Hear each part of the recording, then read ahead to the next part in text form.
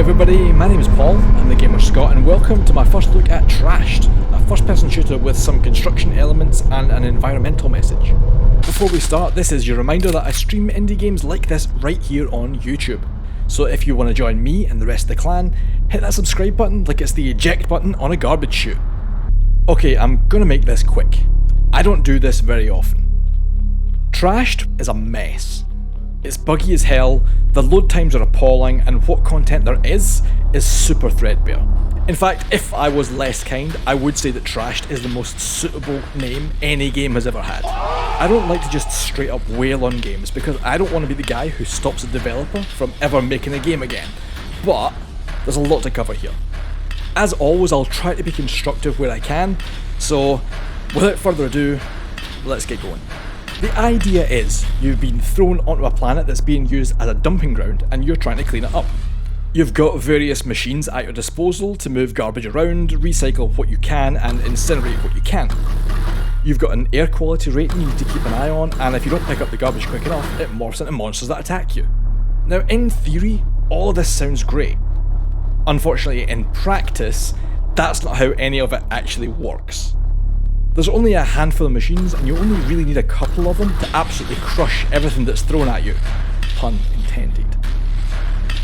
A few conveyor belts and a couple of air purifiers and I was already getting my air quality up faster than any pollution could bring it down. It caps at 301 in case you're wondering. Why 301? Your guess is as good as mine. The planet you start on isn't really a planet at all. The map is absolutely tiny and you can run across the whole thing in about a minute. There are a couple of vehicles, but you really don't need them. Bike is borderline uncontrollable and you'll spend more time recovering after going off course than you will actually driving. You're supposed to be able to unlock other planets, but I don't know how yet, or if they've even been added to the game at all. I'd have forgiven the size of this map if there were a bunch of others with different ecosystems. I'll give Trashed a little bit of forgiveness for that since it's still in early access, but not much. The monsters that inhabit this planet are spiders, although they call them sand crabs, and snakes. That's literally all you see. I once saw a giant monster that looked a bit like a stag beetle, but I wasn't recording at the time, and I killed it before it even got to me. And those garbage monsters that are supposed to form from the trash, they don't. They spawn every couple of days, whether there's stuff lying on the ground or not. And it's not at random. It's always right as the day's waste is dropped off. And they also die easily when you shoot. And sometimes their bodies don't spawn, so they're basically just floating garbage heads. There's a currency system, and you earn cash and resources from every piece of trash that you incinerate or recycle. The cash is used to unlock new buildings, and the resources are used to build them. It seems like a logical system, but because it's so easy to clean up, you're getting resources thrown at you faster than you can spend them. Even after I started over for this video, I had enough conveyor belts set up to clear the first site just a few seconds after the drop off. There's technically a mission system too, where you earn cash and XP, I guess. It doesn't necessarily communicate the rewards with you, for completing tasks, for people dotted around the map. But like everything else here, it's super basic stuff. I even found the tutorial patronisingly basic, and that's from an old man like me who doesn't have mad skills. Go here, buy a thing, mission complete. Go here, build the thing you bought, mission complete. Kill 5 monsters, mission complete. Recycle 50 things, mission complete.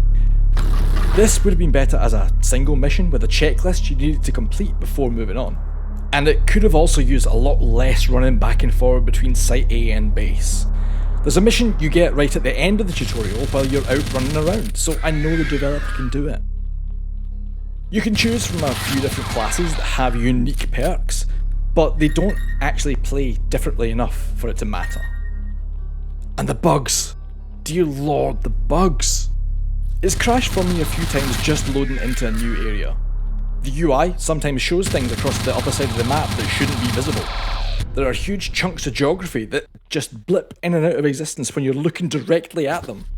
You can fly a drone around, although I'm not sure why you'd need it on a map this small. But most of the high rocks don't have any collision detection, so you just clip straight through them into the unknown. Fun side note, You're supposed to use the U key to switch to and from the drone, but if you use escape to switch back, the camera goes back, but the drone UI stays up, and you can't move. And if you hit fire, you can still hear the drone shooting. I've gotten stuck on elevators 3 times at least. The game takes your controls away when you get on one, and I guess sometimes it just forgets to give it back. Sometimes enemies have no AI, so you can shoot them without them even noticing. These health bars are alive. They went the last time I played, but somehow they are now. The list goes on. And if this is just the ones I've managed to get footage of, imagine what I didn't get to capture. Oh, and the sound effects. The volumes are really inconsistent.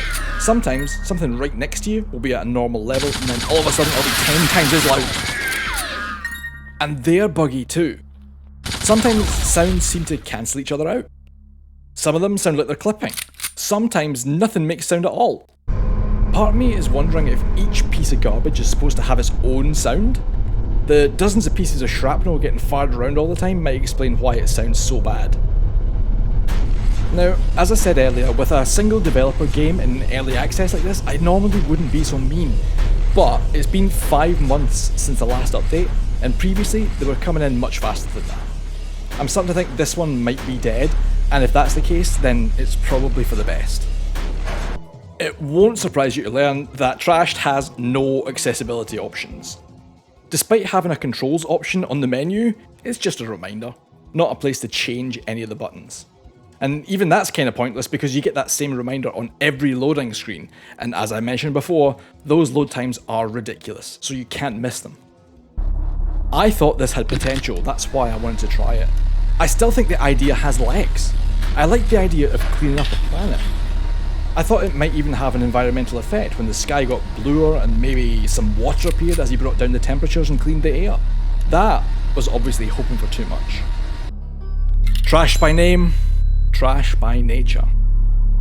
But I hope you don't think this video was trash, so please drop me a like to show me that I'm doing okay. Or hit dislike if you think I'm bad too. But either way, please think about subscribing if you haven't already, and hit that notification bell so you don't miss new stuff as it rolls out. Once again, I stream games like this, well, maybe not like this, right here, and I have new first look videos as often as I can. I'm the Gamer Scot, thanks for watching, and I'll see you next time. Good luck, this job sucks ass.